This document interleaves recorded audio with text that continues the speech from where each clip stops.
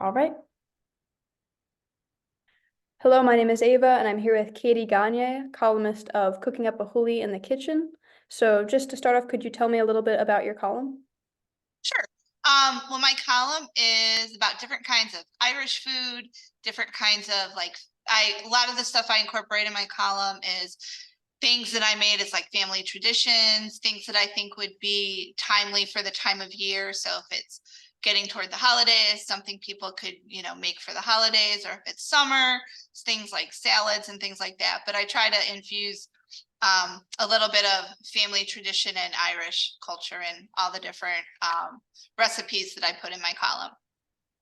And along with writing for iIrish, you're also the owner of Sassy Sweets, right? Yep. When did you start that? I started that it was about 10 years ago.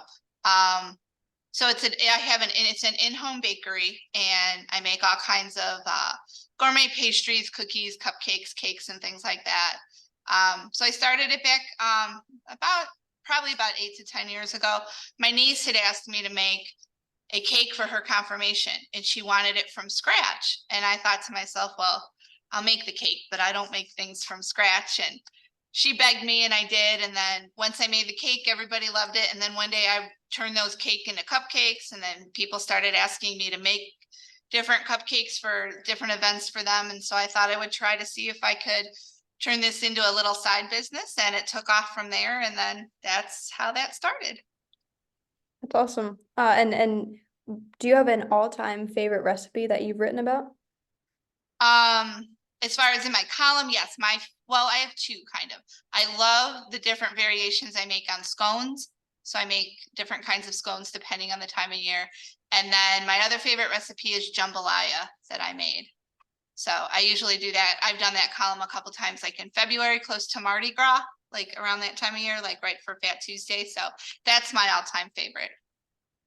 And so it sounds like you sort of fell into the baking stuff. Did you always like realize that you had this skill or passion for baking, or did you just kind of I just used to bake for like family and friends. My mother was a wonderful cook and a wonderful baker, so I had a lot of her recipes. And I mostly love to cook just like regular food and meals and things like that.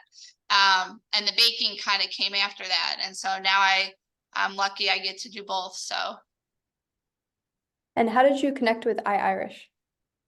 well, I started taking the Speak Irish Cleveland class. So I take the Irish language class that's at PJ McIntyre's every Tuesday night. I started that 8 years ago.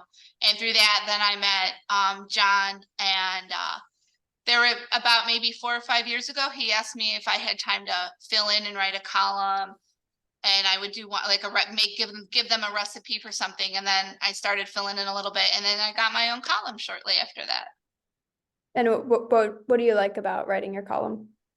I think, well, it's interesting because I come up with different recipes. I see different recipes. The last one I wrote was for this last month's for the February issue. I had been given, my mother-in-law gave me an Irish cookbook for Christmas, and I thought I'd already seen most of Irish recipes, and I found one in there that I'd never seen before, and it was baked onions.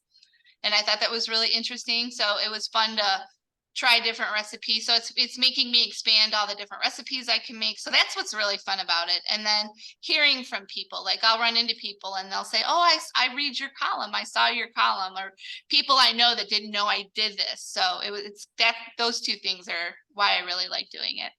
Yeah, no, that's super cool. You have a community of people appreciating the different recipes and Mhm. food. And what is your own Irish background?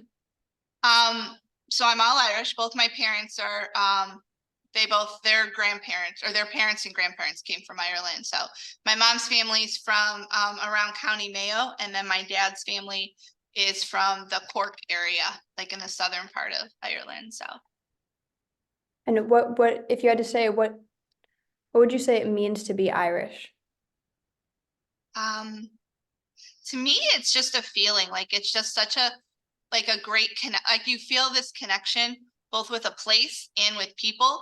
And I think that's the best part of it, is the connection that it brings. And just listening to like Irish traditions, seeing Irish traditions in music and the food and just the community that it pulls together, especially in this area. There's so many, in my life, I've always been around so many people that celebrated their Irish heritage. So I love that being part of my life. So I think it's just the people, and that we all have a common background and a common interest, and just what that makes us feel like while we, having that as part of us. And just to kind of wrap us up, what would you say is your favorite or the most meaningful part of being in the Irish community? I think just the idea that you're with people that put like faith and family and their traditions first in their life, and they're passing it on to generation. So. And do you have anything else that you'd like to add or that I didn't touch on? No, just that, I'm also a high school teacher, so I bring a lot of the Irish stuff every Wednesday when I get back to school from teaching or from being in the Irish class. My poor kids have to put up with me teaching them Irish words and things like that. And, they laugh about it and they roll their eyes at me, but it's fun because even though a lot of them aren't part of the Irish community, they're getting a taste of what it's like to love their own heritages and things like that. So. Right. It's really cool that they get that perspective. Yeah. Awesome. I appreciate you doing this interview with me. Oh, no Thank you. problem. Yeah. Thank you. Let me just stop the recording.